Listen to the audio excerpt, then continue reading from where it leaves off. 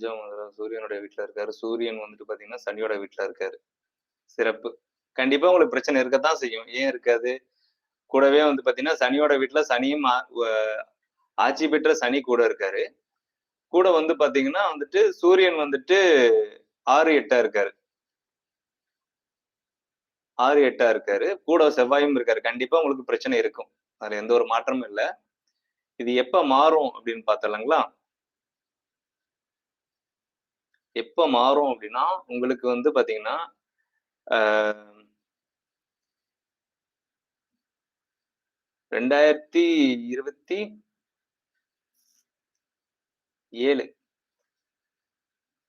பிரச்சனைகள் வந்து படிப்படியா குறைய ஆரம்பிக்கும். எப்படி முழுசா உங்களுக்கு எப்ப கம்ப்ளீட் ஆகும்னா, உங்களுக்கு வந்துட்டு 2027 10வது மாசம் வரைக்குமே உங்களுக்கு வந்து இந்த பிரச்சனைகள் வந்து தொடர்ந்து போய்க்கிட்டு தான் இருக்கும். அதுல வந்துட்டு குரு தி அ குரு திசையில ராகு புத்தி அப்படிங்கும்போது உங்களுக்கு வந்து அந்த பிரச்சனைகள வந்துட்டு பெருசா தான் கொண்டு போய் குடுக்கும். சரிங்களா? அதுல நீங்க கொஞ்சம் கவனமா இருக்கிற மாரி இருக்கும். கவனமா இருக்கணும். சரிங்களா?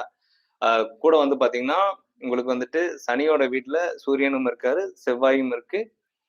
ஆட்சி பெற்ற சனியும் இருக்காரு. ஸோ இது ரொம்ப முக்கியம். அதனால வந்துட்டு கொஞ்சம் கவனமா இருங்க. பயப்பட தேவையில்ல. சரிங்களா?